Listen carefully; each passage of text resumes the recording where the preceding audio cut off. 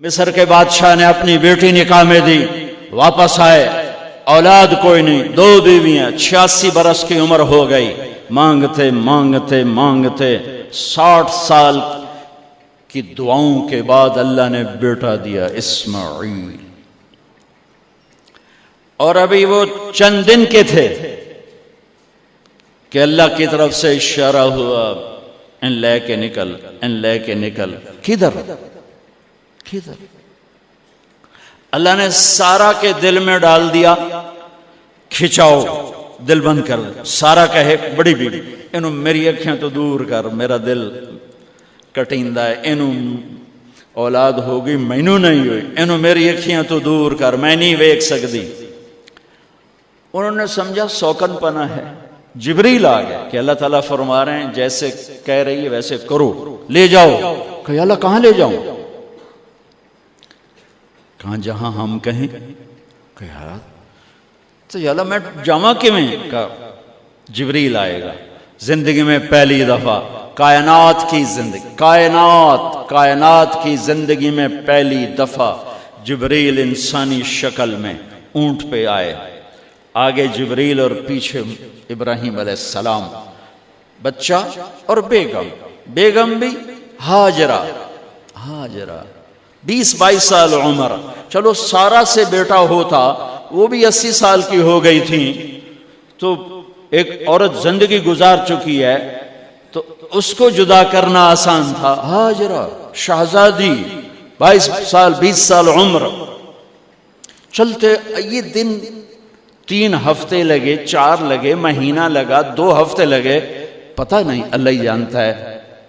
لیکن جب مکہ کی وادی میں پہنچے، جب نہ انسان، نہ درخت، نہ پانی، نہ سایہ، نہ غذا، اور ایک نشیب وادی جس کے چاروں طرف پہاڑ، صفا، مروہ، جبل ابی قبیس اور جبل ہندی یا جبل عمر، آج کل اس کا نام ہے، پتہ نہیں اس وقت کیا نام تھا، اب تو سارے صاف ہو گئے۔ یہ 4 پہاڑوں میں ایک نشیب آیا، تو جبریل نے کہا یہاں اپنے بچے اور بیوی کو اتار دیں اور واپس چلے جائیں۔ جب آگ میں ڈالا تھا تو ایک لفظ نہیں بولے تھے، اور ایک طرف ہوا کا فرشتہ، ایک طرف پانی کا فرشتہ کہ ہم آپ کی مدد کریں، کہ اما الیک فلا، نہیں تمہاری ضرورت نہیں، اما اللہ فنعم، اللہ ویکھ رہا ہے، انہوں بچاونا ہویا تو بچا لے سی، یہ ساڑنا ہویا تو ساڑ دے سی، میں تہاڈی لوڑ بھی فرشتوں سے بھی بے نیاز ہو کے۔ اور آگ کی طرف جا رہے ہیں خاموشی کے ساتھ، بس ایک لفظ، حسبی اللہ ونعم الوکیل، حسبی اللہ ونعم الوکیل، تیرے سپرد ہر شے۔ اس خوفناک آگ کے سامنے ایسا صبر، ایک لفظ نہیں بولے۔ جب جبریل نے کہا ایتھے چھوڑ دے ہو، ایک دم یہاں کیسے چھوڑ دوں؟ اللہ اکبر، یہاں تو نہ کوئی انسان ہے، نہ اسباب زندگی ہیں، نہ پانی ہے، کچھ بھی نہیں ہے، کیسے چھوڑ دوں؟ کہا آپ کے رب کا فرمان ہے یہیں چھوڑنا ہے، کہ اس بچے کی پشت سے آخری نبی تشریف لائیں گے اور اس وادی کو میں تشریف لائیں گے۔ اسلمت لرب العالمین، ٹھیک چھوڑ دے۔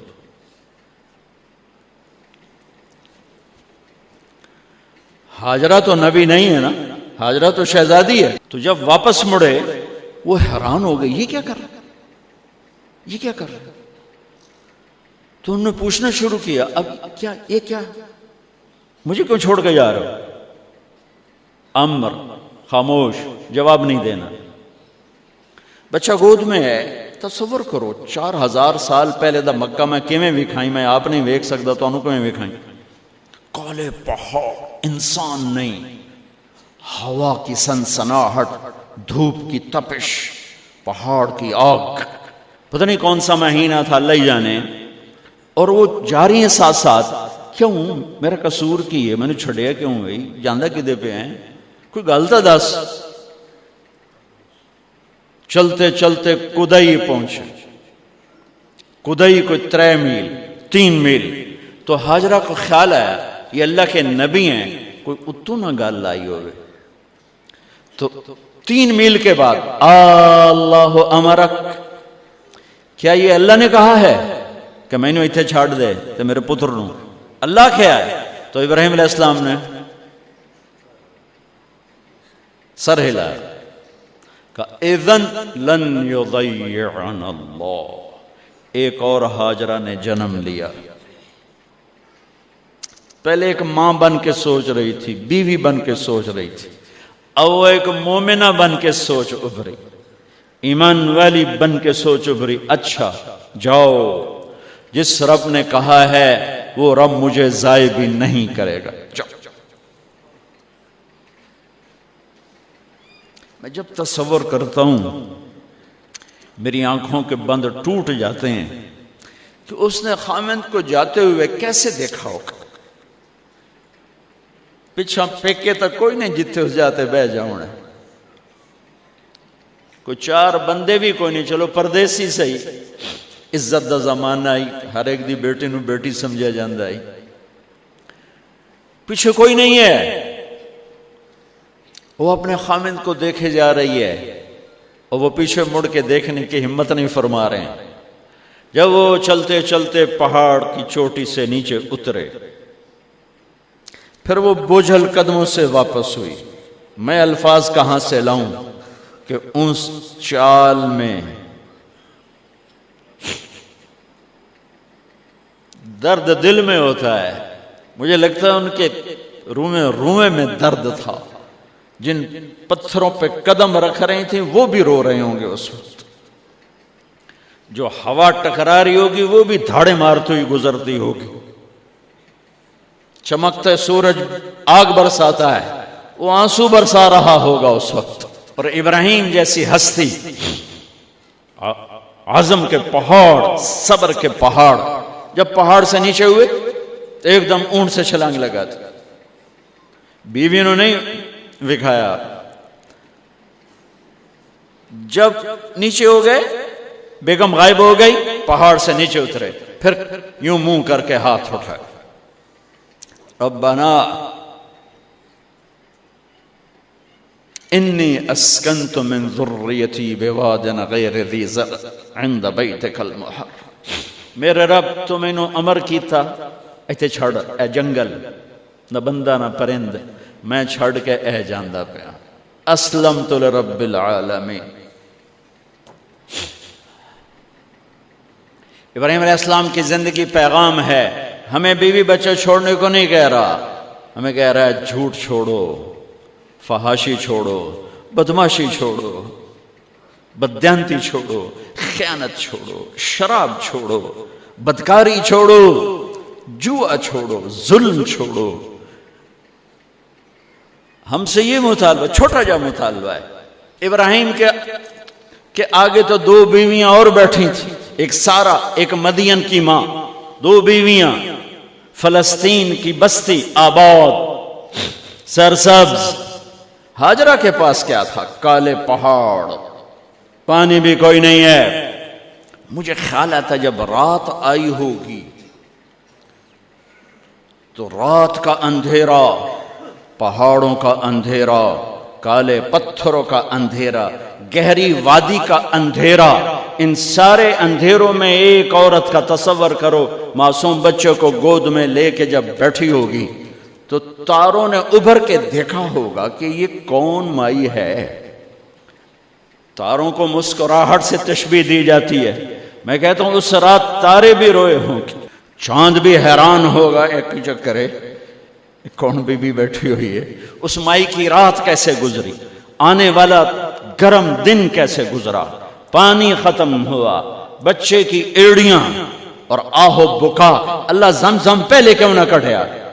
اللہ کو پتا تھا میں نے زمزم نکالنا ہے. پہلے کیوں نہیں کڑیا؟ انہوں روایا کیوں؟ مانو دوڑایا کیوں؟ صفا مروہ پھر پھر پھر پھر سینہ پاٹ گیا۔ یہ میرے اللہ نے دنیا کو امتحان کی جگہ بنایا ہے۔ وہ الف لام میم احسب الناس ان يتركوا ان يقولوا آمنا وهم لا يفتنون ولقد فتنا الذين من قبلهم فليعلمن الله الذين صدقوا وليعلمن الكاذبين۔ میں تسی کلمہ پڑھا ہے نا میرا، اب میں امتحان لوں گا۔ تسی پہلی تو دوئی چ نہیں جاون دین دیو جب تے امتحان پاس نہ کرے۔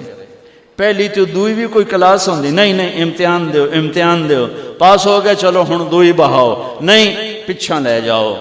ہے میرا اللہ کہتا تمہیں جنت دینی ہے، اپنی رضا دینی ہے، تھوڑا تو میں نو کھڑکاون دیو، کچھ تو میں کھڑکاواں گا، لیکن اوئے ہائے اتنا نہیں۔